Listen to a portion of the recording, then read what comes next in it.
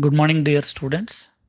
Today we are taking the September 4th JEE mains, both morning and evening shift papers in organic chemistry part. If you see the chemistry part, that too in organic chemistry, they asked the questions confined to the NCERT, but in innovative manner. So let's see these questions from the morning shift first. The first question from the inorganic chemistry is the number of isomers possible for the PT, EN, NO2 taken twice. If you see the given complex, you'll find the EN representing the ethylene diamine,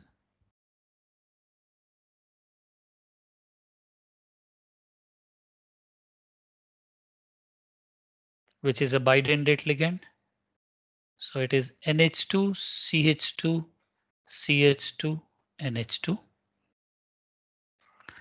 while the NO2 minus is an ambidentate ligand.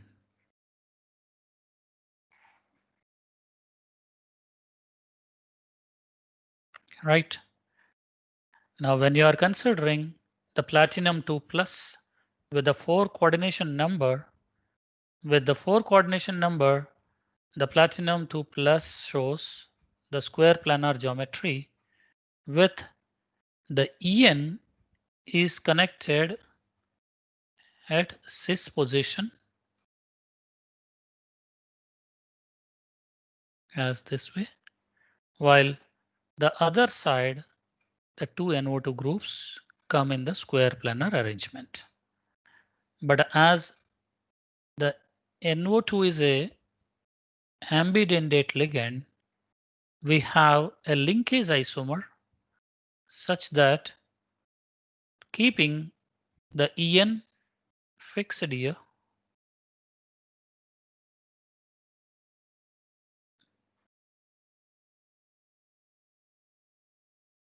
and the other side will consider one as ONO and other as NO2. That is one isomer. And one more isomer possible now by considering both ONOs here. As the En position remains same,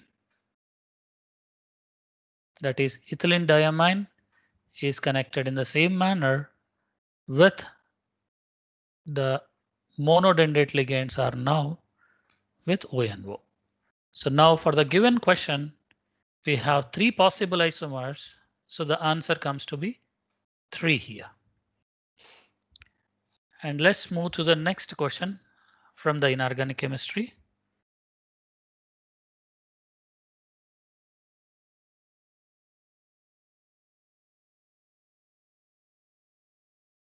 Yeah, that is question number 9 from the inorganic chemistry is the pair in which both species have the same magnetic moment, and that too they asked about the spin only magnetic moment. Now, if you see the given complexes, all are aqua complexes with Mn2 plus, Cr2 plus, Fe plus 2 and COCl4 2 minus is also given here. As we know that the H2O is a weak field ligand. H2O is weak field ligand. So we can't expect any rearrangement in the given complexes. So now if you are choosing the first complex where the Mn is having the +2 configuration with 3d5 now with a +2 charge, it has 3d5 and for which the number of unpaired electrons will be 5 here. Whereas in the chromium complex, the chromium with a +2 will have 3d4 arrangement. As there is no rearrangement, the number of unpaired electrons are 4 here. As they have different number of unpaired electrons, they have different magnetic moment. Let's take the second option here. As in the case of second option, again it is Cr2 plus with a 3d4 configuration without rearrangement will find the 4 unpaired electrons, whereas Fe2 plus with 3d6 also have the 4 unpaired electrons because the d6 arrangement, if you see, as per the Hund's rule, it goes as the H2O is a weak field. So the 6 electrons arranging here, and that too in the T2G set followed by the EG set will have 4 unpaired electrons. So we say that the second option have the same number of unpaired electrons and they have same magnetic moment also. So we'll get the answer 2 for this question number 9 from the inorganic chemistry. And let's move on to the next inorganic chemistry question. That is the question number 10. You will find that the question given as on combustion, lithium, sodium and potassium in excess air, the major oxides formed are. As you see that the lithium combines with oxygen has the natural tendency to form monoxide, that is normal oxide, whereas the case of sodium combines with oxygen, it has the tendency to form peroxide, whereas the case of potassium combines with oxygen to give superoxide here. The reason behind is as moving down the group, the size of cation increases and it can stabilize the bigger anion. So you get the answer 4 in the case of question number 10, right? Let's move to the next question of the inorganic chemistry.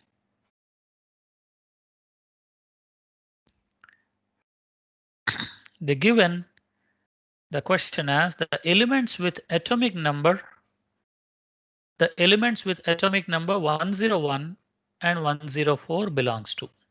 If you see that the atomic number 101 is representing nobelium,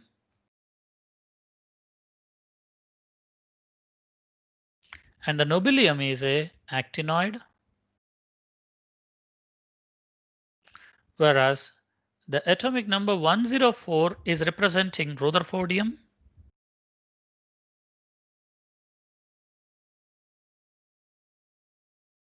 and that rutherfordium belongs to the group 4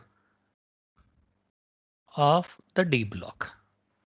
So a combination of actinoid and the group 4 is the question number 12 has an answer 1. Right? Moving to the next question.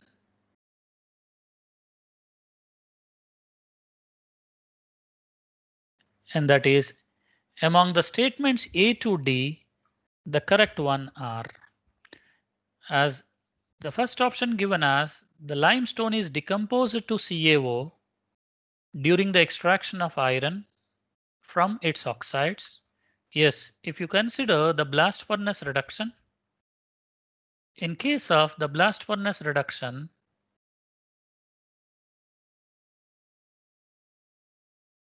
you'll find that we use the limestone as the flux where the CaCO3 is decomposed to give the CaO and CO2 here. And coming to the second option, the second statement, that is in the extraction of silver, the silver is extracted as an anionic complex. Yes, the silver chief ore is Ag2S, where it is subjected to leaching by using NaCN solution. In NaCN solution, it gets dissolved to give a complex as NaAgCN taken twice. Along with the sulfide will end at Na2S aqueous here. We know it is a reversible reaction also. So the option given as in the extraction of silver, silver is extracted as an anionic complex. That is correct statement. And C is nickel is purified by Mond's process. Yes, that is also true.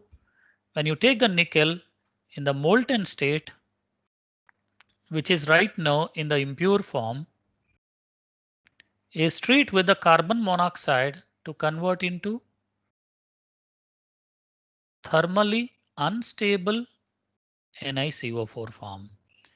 Now it is further heated in a separate vessel where compared to the temperature T1, the T2 is higher to decompose it into the pure nickel with the separation of carbon monoxide, and it is recycled. And coming to the fourth statement, zirconium and titanium are purified by Van Arkel method. Yes, that is true. We use the Van Arkel method for purification of zirconium and titanium. So all four statements are correct, so that it is giving the answer 1. And the next question, on heating, the lead 2 nitrate gives a brown gas. So let's take it. The lead 2 nitrate, that is the PbNO3 taken twice. When PbNO3 taken twice is heated, it gives the lead oxide, and the brown gas is nitrogen dioxide, that is designated with A here, and the other substance that you get here is oxygen.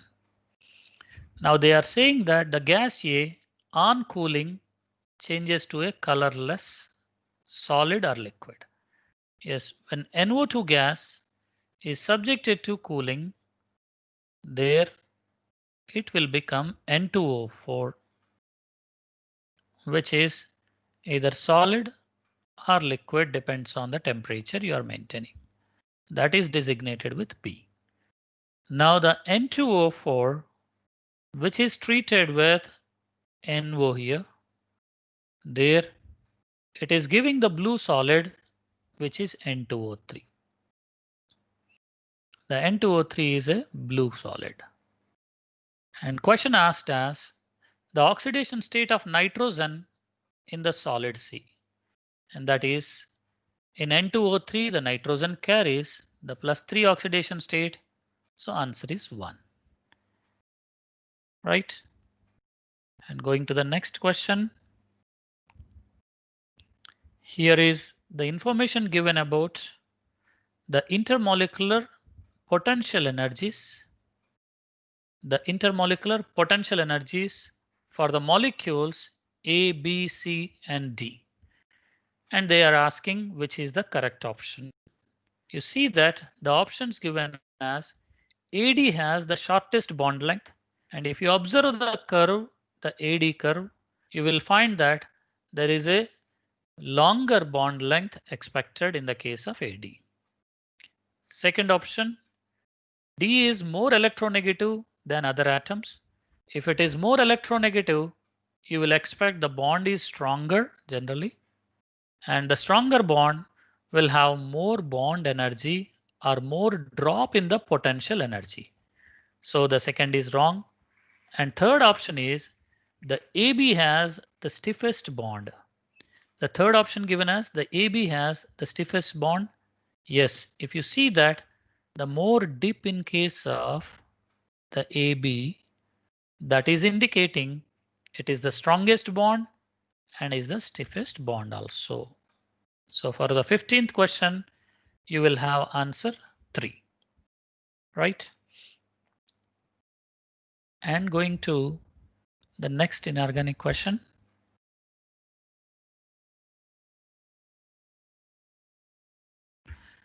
Asked about the ionic radii of O2 minus, F minus, Na plus, and Mg2 plus are in the order. You see that the given species are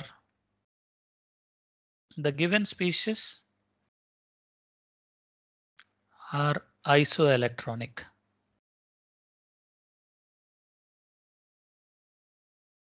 All of them have 10 electrons each.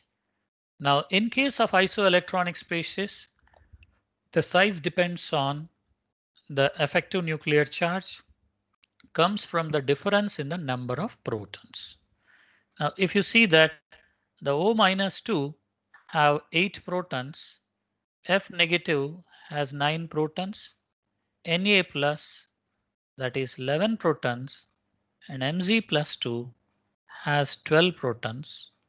And you know that as jet star increases, the size decreases. So therefore, the correct order of size among these 4 is fourth option. So this completes the paper 1 analysis of inorganic portion. Let's continue the second paper of September 4th, that is evening session. As if you see the evening session, we'll have the inorganic part. The question asked here is the molecule in which hybrid MOs involve only one d orbital of the central atom is. If you see the XeF4, yes, XeF4 has the 4 bond pairs and 2 lone pairs. Together, it has sp3d2 hybridization. So it involves 2 orbitals of d. BrF5 that has 5 bond pairs and 1 lone pair, that is also sp3d2 hybridization. So that is also involving the 2 orbitals of d subshell. And coming to NiCN4 2 negative. In the case of NiCN4 2 negative, yes, it is a coordination complex.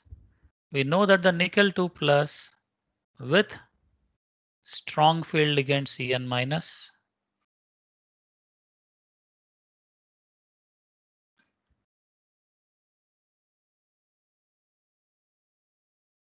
So there is rearrangement of electrons, and with that rearrangement of electrons, you'll have the 8 electrons occupy the 4 orbitals, leaving the dz square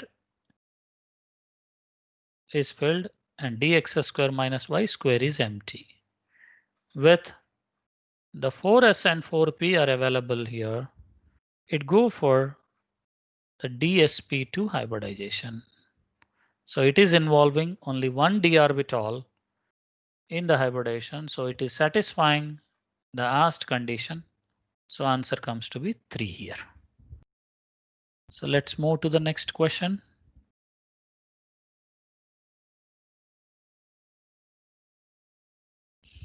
Yes. The question number 6 asked as the process that is not endothermic. The process that is not endothermic means it should be exothermic. So if you see that removal of electron from sodium, it is endothermic. And addition of electron to the O minus, it is also endothermic. We know that second electron addition involves the repulsion between the existing negatively charged species O minus and the incoming electron. Whereas the third option, the hydrogen accepting an electron and is going to release energy. So that is not endothermic and it is exothermic reaction. Whereas the fourth option, that is argon, already stable configuration, so to which addition of electron involves absorption of energy and is endothermic in nature. Next question asked about the crystal field stabilization energy.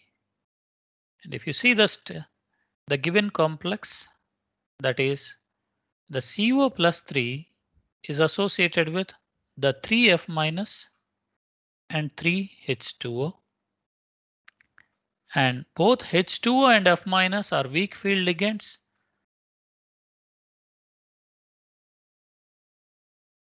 Both are weak field ligands. So therefore, there is no rearrangement of electrons. That 3d6 has that electronic arrangement in the T2G and FG and EZ without any rearrangement. Now you find the T2G here and the EG here they are right now present as at a lower energy the T2G and at a higher energy is EG. So right now they are present in this form. And coming to that CFSE, that is from the barycenter position, there is lowering of energy for every electron occupied in the T2G by 0.4 delta O, whereas in the case of EZ, a rise of energy by 0.6 delta O. So that the CFSE, that is crystal field stabilization energy, comes to be 4 electrons each with 0.4 delta O negative plus 2 electrons each with 0.6 delta O. And you find there is a pair of electrons here, but originally the D6 configuration also have a pair of electrons, so that cancels with each other. So there is no additional pairing energy come into picture, and it is coming to minus 0.4 delta O total. And that gives the second answer for this question. You see, this is a beautiful question that is asked based on the crystal field stabilization energy here.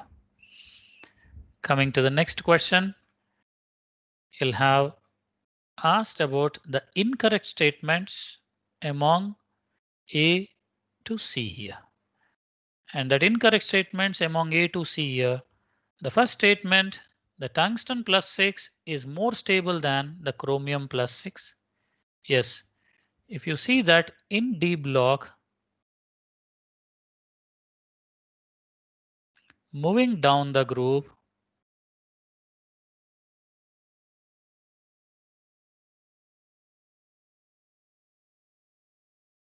the stability of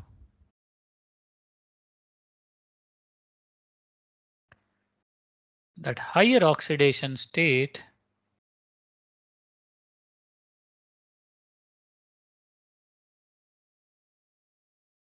increases. So you will find the first statement is correct, but they asked about incorrect statement here. The second one, in the presence of HCl, the permanganate titrations provide satisfactory result is wrong statement because the permanganate titration in which if you use HCl for the acidic medium, you will find that the permanganate is strong enough to oxidize the HCl to the chlorine here. So the prime working is the MnO4 minus should interact with the reducing agent. So for this purpose, we can't use HCl, rather we prefer H2SO4 here. So that is incorrect. Third statement is some lanthanoid oxides can be used as phosphors. Yes, they glow in dark. So we are using some lanthanoid oxides as phosphors. That is a correct statement. So that makes only second statement is incorrect and is the answer 3 here. Let's move to the next question.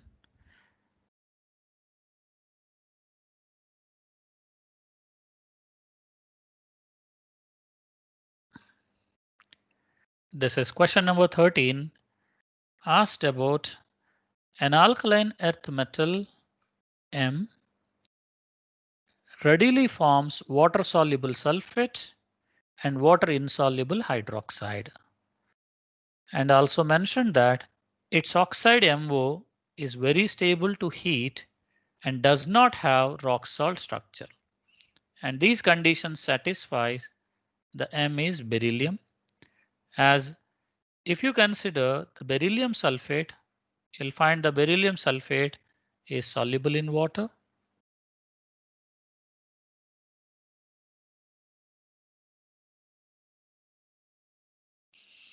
Whereas the beryllium hydroxide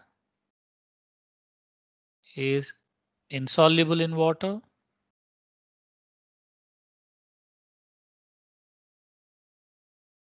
And the oxide BeO has the ZNS structure, not the rock salt structure.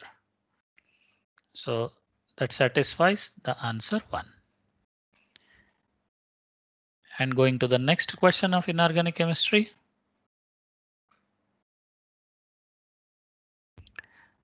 The question asked as, the 15th question asked as, the processes of calcination and roasting in metallurgical industries respectively can lead to. Yes, that calcination and roasting in metallurgical industries leads to release of sulfur dioxide gas, and that sulfur dioxide gas cause acid rain in atmosphere. As in atmosphere, it gets oxidized further to produce the SO3, and that combines with rain water producing the acid rain, and also the SO2 creates the global warming. So 15th question, answer comes to be 3. Next question asked about the reaction in which the hybridization of the underlined atom is affected. Like if you see the first option, the XeF4 interacting with SbF5, we'll find that the antimony acts as a Lewis acid here, which receives fluoride ion to give XeF3 plus and SbF6 minus. Now, if you see the hybridization, you'll find that in case of XeF4, Xe has sp3 D2 hybridization.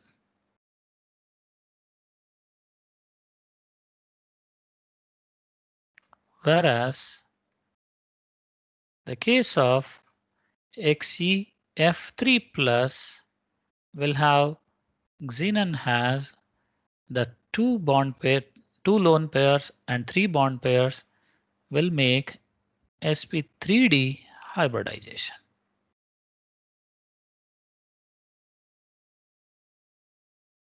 So you find the underlined atom hybridization is affecting from here. So answer comes to be 1 here. And going to the next question. Yes. The question asked as the one that can exhibit highest paramagnetic behavior among the following. As if you see the first option given here, that complex given as the palladium complex, it is the PdGly, that is glycinate taken twice. And here we know that the glycinate has -1 charge, that makes Pd2 plus will have the 4d8 configuration. And with that 4d8, it is forming square planar complex. And in such square planar complex, we'll have the number of unpaired electrons is 0 here. And coming to the second complex, Ti NH3 6 times 3 plus, where the titanium carries 3 plus charge, will have the 3d1 configuration, and it is an octahedral complex.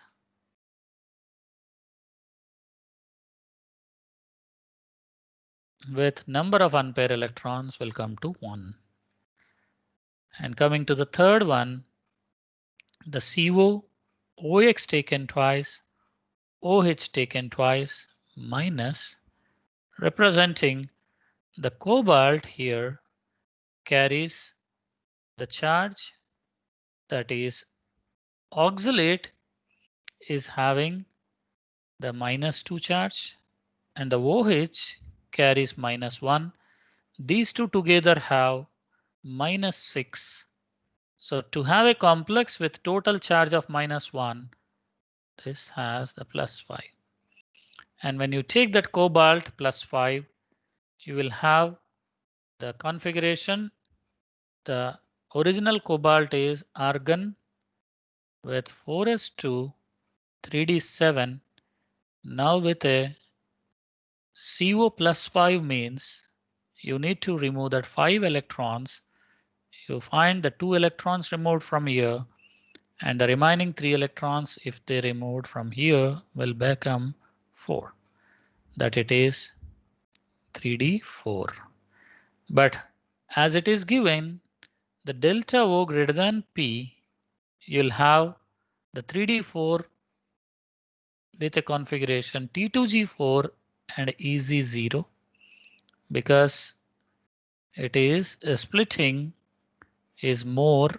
So the 4 electrons arrangement will be like this, left with the 2 unpaired electrons in this case. And whereas the fourth complex, that it is iron complex, and you find that the ethylene diamine, bipyridine, and NH3 taken twice, all are strong field ligands. So when you are taking the Fe2 plus with strong field ligands, you will find that the 3d6 have complete rearrangement. That is, all 6 electrons are accommodate in the T2G orbitals, producing that there is no unpaired electron in this case. And that makes the answer comes to be third option. And this completes the inorganic questions discussion from the evening session of September 4th.